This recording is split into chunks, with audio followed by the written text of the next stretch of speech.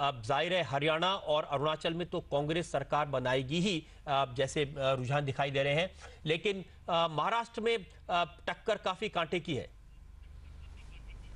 हाँ, लेकिन मैं आपको यकीन दिलाता हूँ कि महाराष्ट्र के अंदर भी हम ही लोग सरकार बनाएंगे। अभी जो ट्रेंड आ रहे हैं वो आप खुद ही कह रहे हैं कि सारे अर्बन एरियाज के ट्रेंड हैं। शिवसेना का एक महदूद इलाका है महाराष्ट्र के अंदर जहां उनका असर रहता है, और भारतीय जनता पार्टी का भी इसी तरीके का है। लेकिन महाराष्ट्र के अंदर भी कांग्रेस ही सरकार बनाएगी।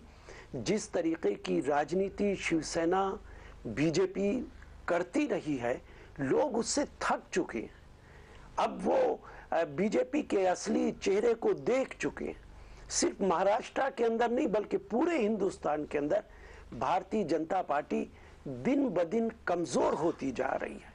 महाराष्ट्र में तो शिवसेना और बीजेपी का एक अलायंस है जिसकी वजह से थोड़ी बहुत ताकत उनके पास है, और वो कुछ इलाकों के अंदर कांग्रेस से जो अरविंद साहब जो ट्रेंड्स अभी आए हैं उनमें जो राज ठाकरे की पार्टी एमएनएस, उसको कोई बहुत ज्यादा सफलता मिलती हुई दिखाई नहीं दे रही। सिर्फ 2 सीटें हैं, एक पुणे की एक कोलाबा की, जहां पर उनके उम्मीदवार आगे चल रहे हैं। इस ट्रेंड को आप किस तरह से देखते हैं?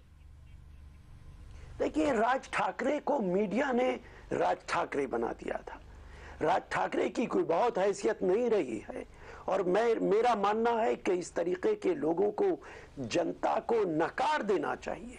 उनकी राजनीति देश को तोड़ने वाली राजनीति है। उनकी राजनीति देश के लोगों में भेदभाव करने वाली राजनीति है।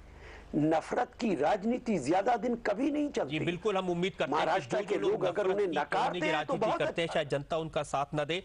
एक बार टैली यशवंत बता दें दर्शकों को। महाराष्ट्र में तकरीबन 60 सीटों के आसपास कांग्रेस ऑलरेडी पहुंच चुकी है, और शिवसेना बीजेपी 40 से थोड़ा ऊपर 43 के पास में अटकी है। एमएनएस केवल 2 सीटों पे आगे चल रही, जिसमें से 1 सीट पुणे में है और 1 सीट मुंबई में है। अन्य के खाते में 13 सीटें जाती दिख रही हैं, बहुत महत्वपूर्ण है। ये कौन है ये जो 13 सीटें हैं, इनमें ज्यादातर मेरा अपना मानना है कि रेबल कैंडिडेट्स हैं। कुछ कैंडिडेट छोटी पार्टियों के हैं, जिसमें पीडब्ल्यूपी और एसएसएस, बाकी बहुत ही छोटी छोटी पार्टियां हैं जिनके उम्मीदवार हैं। बीएसपी का अभी तक कोई खाता हमको खुलता हुआ कहीं पर भी किसी भी राज्य में नहीं दिखा है। अभी तक कोई बीएसपी के खाते में ट्रेंड सामने नहीं आया। कांग्रेस अब 61 पे है, बीजेपी शिवसेना 47 पे है। और कुछ उम्मीदवारों के बारे में आपको बता दूं, विले पार्ले से शिरीष पारकर पीछे चल रहे हैं, नारायण राणे कुडाल से आगे चल रहे हैं, नागपुर में कांग्रेस से सतीश चतुर्वेदी पीछे चल रहे हैं, शिवसेना के आदेश भांडेकर माहिम में आगे चल रहे हैं, सांगली में कांग्रेस के मदन पाटिल आगे हैं,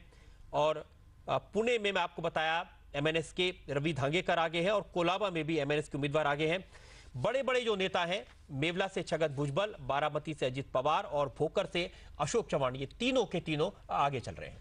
इन सब के अलावा एक बहुत महत्वपूर्ण ट्रेंड जिसके ऊपर हमारी निगाह लगातार बनी रहेगी, वो ये कि महाराष्ट्र का इलेक्शन भले ही मुंबई रीजन और राज ठाकरे के परफॉर्मेंस पे डिसाइड हो जाए, भले ही उससे यह तय हो जाए कि मुख्यमंत्री की कुर्सी पे कौन बैठेगा, लेकिन बहुत ज्यादा महत्वपूर्ण है विदर्भ और मराठवाड़ा के वो इलाके जहां पर बड़ी तादाद में पिछले कुछ सालों में किसानों ने आत्महत्याएं की हैं। और साथ में यह बताना बहुत जरूरी है कि पिछले 3 चुनाव में, जिसमें लोकसभा और विधानसभा के ट्रेंड शामिल हैं, लगातार एनसीपी और कांग्रेस ने यहां पर मुंह की खाई है। लगातार उनकी सरकार के खिलाफ गरीबों ने और जो किसान हैं उन्होंने वोट दिए हैं। अगर रोकूंगा, हरियाणा के ट्रेंड अगर आप देखें तो कुछ तस्वीर बदलती नजर आ रही है। 8 सीटों पर कांग्रेस आगे है, लेकिन 4 पर बीजेपी और चौटाला की पार्टी 4 पर आगे चल रही है।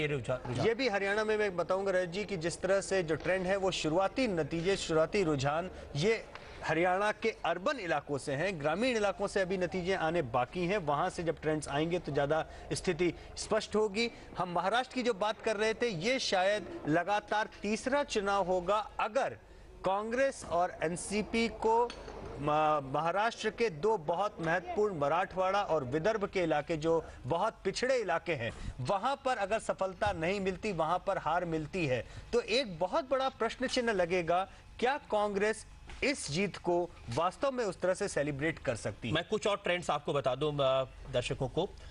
बांद्रा वेस्ट से कांग्रेस के बाबा सिद्दीकी पहले राउंड में आगे चल रहे हैं। खड़गवासला से एमएनएस के रमेश बंडले, ये तीसरी सीट है जहां पर खड़गवासला जहां पर एमएनएस के उम्मीदवार आगे चल रहे हैं, और कोलाबा में अब एमएनएस पीछे हो गया, यहां कांग्रेस के उम्मीदवार आगे चल रहे हैं। महाराष्ट्र के गंगाखेड़ सीट से बीएसपी आगे है, एक सीट है जिस पर बीएसपी आगे चल रही है। महाराष्ट्र के गंगाखेड़ सीट है जहां पर बहुजन समाज पार्टी के उम्मीदवार आगे चल रहे हैं, और इस्लामपुर से जयंत पाटिल आगे चल रहे हैं। और दो ट्रेंड और हमारे पास में है। गोहगर से रामदास कदम आगे चल रहे हैं। ये सीट बहुत इंपॉर्टेंट थी क्योंकि यहाँ पर बीजेपी के अंदर वर्चुअल फूट थी, बहुत तगड़ी सीट, लेकिन रेबल कैंडिडेट्स के चक्कर में सीट इधर उधर हो सकती है। औरंगाबाद ईस्ट से राजेंद्र डरडा आगे चल रहे हैं। राजेंद्र डरडा कांग्रेस के वरिष्ठ नेता हैं और महाराष्ट्र में बहुत बड़े न्यूज़ ग्रुप लोकमत उनका माना जाता है। और वल्लभगढ़ हरियाणा से कांग्रेस आगे इस समय चल रही है। नितिन राउत आपने देखा इस समय आपकी स्क्रीन पर उनका चित्र दिखाई दे रहा है। और अब से थोड़ी देर पहले महाराष्ट्र कांग्रेस के अध्यक्ष माणिकराव ठाकरे से हमारी संवाददाता सुचरिता कुकरेती ने बात की है। सुचरिता से क्या कहा माणिकराव ठाकरे ने, ये एक बार सुन लेते हैं। महाराष्ट्र असेंबली के लिए ट्रेंड्स आने शुरू हो गए हैं। इस वक्त हमारे साथ महाराष्ट्र प्रदेश कांग्रेस अध्यक्ष माणिकराव ठाकरे हैं। ठाकरे साहब, कांग्रेस के लिए क्या उम्मीद है?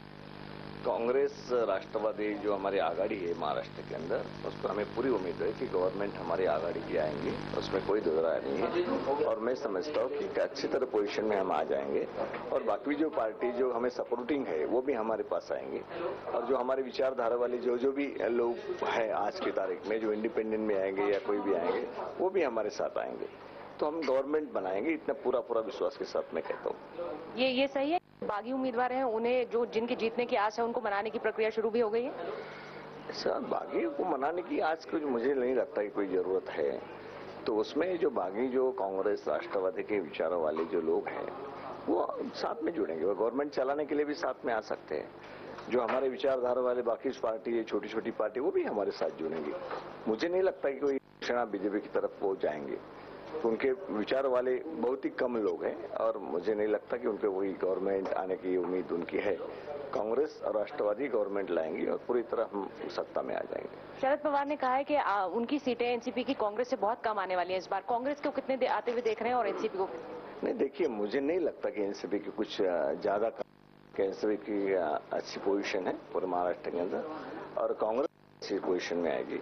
और हम दोनों मिलाकर, और जो भी हमारी पार्टी जो भी साथ में आने वाली पार्टी, विचारधारा वाली पार्टी से, वो में आएंगी। इंडिपेंडेंट में हमारे जो विचार वाले हैं वो भी साथ में आएंगे सरकार चलाने के लिए, गवर्नमेंट बनाएंगे, इतना मैं पूरे विश्वास के साथ कहता हूँ। सामना की संपादकीय में बाल ठाकरे ने कहा असली ड्रामा कांग्रेस में अब होगा जब रिजल्ट आएंगे मुख्यमंत्री को लेकर। इसमें तो सभी को पता है कि कांग्रेस में किस तरीके से मुख्यमंत्री का है।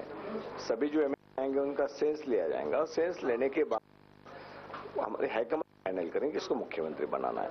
इसलिए कोई बात है या कोई किसका नाम है, किसका नाम आ रहा है, कोई उछाल रहा है किसी का नाम, कोई दम नहीं है। तो कांग्रेस की सरकार आएंगी और मुख्यमंत्री कांग्रेस का बनेगा। कमांड इसके बारे में डिसीजन लेंगे। और आप भी दिल्ली गए थे, आप दावेदार हैं मुख्यमंत्री पद के?